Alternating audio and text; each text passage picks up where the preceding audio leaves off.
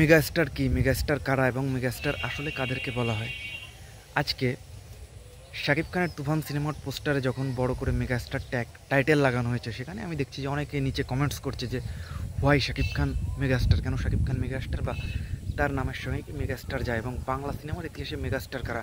আমরা তো কখনো নায়ক রাজ্জাকের সিনেমাতে দেখিনি, বা আমরা তো কখনো এই টার্মগুলো মান্নার সিনেমাতে দেখিনি, বা আমরা যদি কথা বলি আমাদের পার্শ্ববর্তী কান্ট্রি, আমরা যদি বলিউডের কথা বলি, সেখানেও কিন্তু আমরা কোনো হিরোকে, রণবীর কাপুরের আগ অব্দি আমরা শাহরুখ খানের সিনেমাতেও কখনো মেগাস্টার সুপারস্টার এই টার্মগুলো লাগাতে দেখিনি। তাহলে আসলে মেগাস্টার কারা, মেগাস্টার কি, মেগাস্টার কারা এবং মেগাস্টার কাদেরকে বলা হয়, আজকে এই টপিক্সের উপর বেস করে ফিল্ম স্পাই এমন একটি ভিডিও আপনাদের সামনে প্রেজেন্ট করতে যাচ্ছে। যতদিন আপনারা এই আমার ভিডিওগুলো দেখেন, আমার মনে হয় যে এই ভিডিওটা আপনাদের দেখা উচিত প্রত্যেকেরই, এবং আমি চাই যে ভিডিওটা বেশি বেশি শেয়ার করবেন। যে মেগাস্টারের সঠিক যে ধারণাটা, আমি জানি না কতটুকু আপনাদের সামনে আমি এটা বলতে পারবো। তো যাই হোক, আমি ভিডিওটি স্টার্ট করছি। তো মেগাস্টার কি, মেগাস্টার কারা এবং মেগাস্টার কাদেরকে বলা হয় এবং কেন তারা মেগাস্টার, এই টার্মগুলো জানার আগে আপনাদেরকে সুপারস্টার সম্পর্কে আগে ধারণা কম বেশি সবাই জানেন। তারপরও আমি বলছি যে সুপারস্টার আর মেগাস্টার তো ডেফিনেটলি দুটোর ভিতর তো বিস্তার ফারাক রয়েছে। তো সুপারস্টার কি?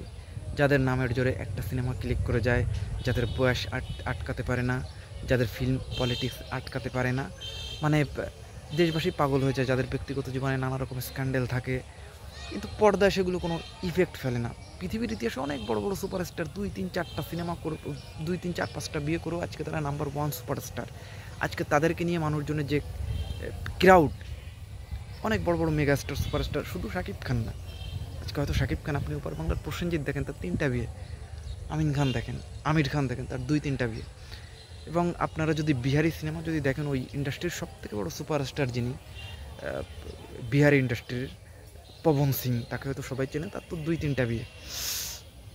তো এইসব কিন্তু তাকে জনপ্রিয়তায় কিন্তু না তো পবন সিংকে আটকাতে পেরেছে, না তো আমির খানকে আটকাতে পেরেছে, না তো শাকিব খানকে আটকাতে পেরেছে, না তো প্রসেনজিৎকে আটকাতে পেরেছে। তো এটা হচ্ছে সুপারস্টার। এবার আপনি যদি বলেন মেগাস্টার টার্মটাকে, তো ডেফিনেটলি তারা তিনজনই মেগাস্টার। এবং কেন তারা মেগাস্টার, এই টার্মটা কেন অন্যান্য সিনেমার ক্ষেত্রে তো দেখেন, এটা কে পোস্টারে লিখবে বা কে পোস্টারে লিখবে না, এটা সম্পূর্ণ তার ব্যক্তিগত ব্যাপার। মান্নার লাস্টের দিকে সিনেমাতে কিন্তু মহানায়ক লেখা এসেছে, এবং মান্না ডেফিনেটলি সুপারস্টার মেগাস্টার, এটা কোনো প্রশ্ন আসে না। মানে এই ব্যাপারে দ্বিমত করার কিচ্ছু নেই। তো আমি সুপারস্টারের সংজ্ঞা দিলাম, এবং মেগাস্টারের সংজ্ঞা দেওয়ার আগে আমি আরেকটা কথা বলবো যে বলিউডে অ্যানিমেল সিনেমার আগে কোনো তারকার সিনেমার ক্ষেত্রে কিন্তু কখনো সুপারস্টার ট্যাগ লেখা আসেনি। অ্যানিমেলে যখন অ্যাজ সুপারস্টার রণবীর কাপুর, কারণ অনেক দিন ধরে অনেকে বলা করছিল যে রণবীর কাপুর, ঋত্বিক রোশনের পরে বলিউডে যদি কোনো সুপারস্টার থাকে সেটা রণবীর কাপুর, কিন্তু তার সিনেমা হচ্ছিল না, ব্যাটে বলে মিলছিল না, সিনেমার প্রথম দিনের ব্যাপক কালেকশন দিয়েও সিনেমা নেমে যাচ্ছিল। মানে রণবীর কাপুর সুপারস্টার মানে কী নেই তার, হাইট, গ্ল্যামার, লুক, চেহারা, ফেস, মানে সব কিছু এত কোয়ালিটিফুল থাকা সত্ত্বেও ছেলেটাকে সুপারস্টার কেন বলা হবে না?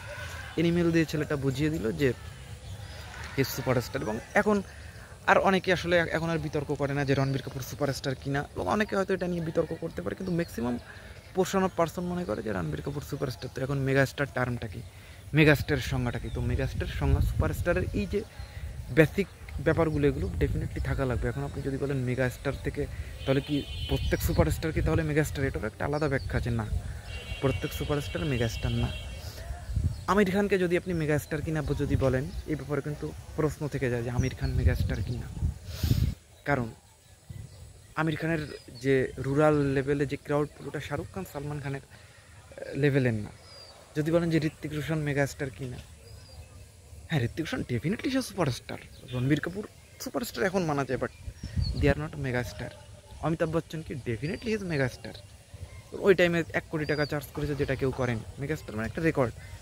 ওই টাইমে ভারতবর্ষে 80 যে কেউ 1 কোটি টাকা চার্জ করেনি। তার সিনেমার বিশাল বড় বড় কালেকশন, তার সিনেমা নামের জোরে ক্লিক করে যাচ্ছে। এখন যদি আপনি যদি বলেন যে আমাদের ইন্ডাস্ট্রিতে, যখন আপনি যদি বলেন যে তাহলে এখন সুপারস্টার যে টার্মটা, এখন আমাদের সুপারস্টার কারা, তো মানে মেগাস্টার কারা আমাদের, তো আমাদের ওই টাইমে যদি আপনি যদি বলেন যে নায়ক রাজ্জাক, সে তো মেগাস্টারের ঊর্ধ্বে, এবং তাকে মেগাস্টার বলবে না এমন কেউ নাই। ইজ মেগাস্টার নায়ক রাজ্জাক। তো তখন যদি আপনি বলেন যে তাহলে ওয়াসিম কি মেগাস্টার, তো আমি বলবো যে ওয়াসিমের এটা একটা আলাদা ব্যাখ্যা। Wasim super star, but megastar বলাটা একটু অন্যরকম ব্যাপার।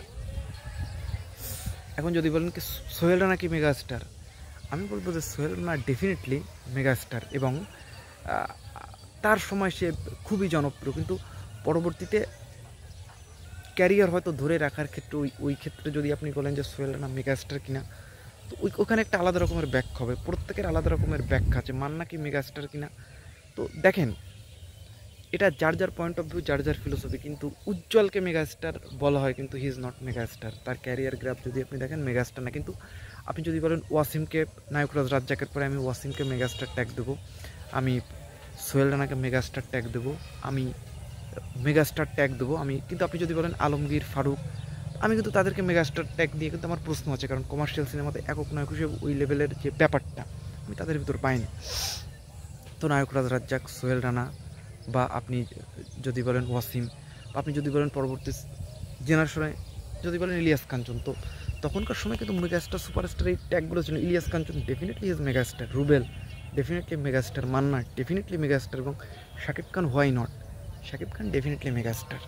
এবং আজকালকার দিনে দাঁড়িয়ে যার 150+ সাকসেসফুল সিনেমা, যার এক একটা সিনেমার বিশাল বড় কালেকশন, যে এত বছর ইন্ডাস্ট্রি ডমিনেট করছে, যার ব্যক্তিগত জীবন কোনো কিছু যাকে আসলে আটকাতে পারছে না, যার আসলে ভিউ সব থেকে বেশি, যার জনপ্রিয়তা সব থেকে বেশি, যে আসলে এমন একটা জায়গায় অবস্থান করছে যার আগামী 20-30 বছরও যাকে ছোঁয়া আসলে ইন্ডাস্ট্রির অন্যান্য হিরোদের কল্পনার বাইরে, তাহলে সে কেন নয় মেগাস্টার?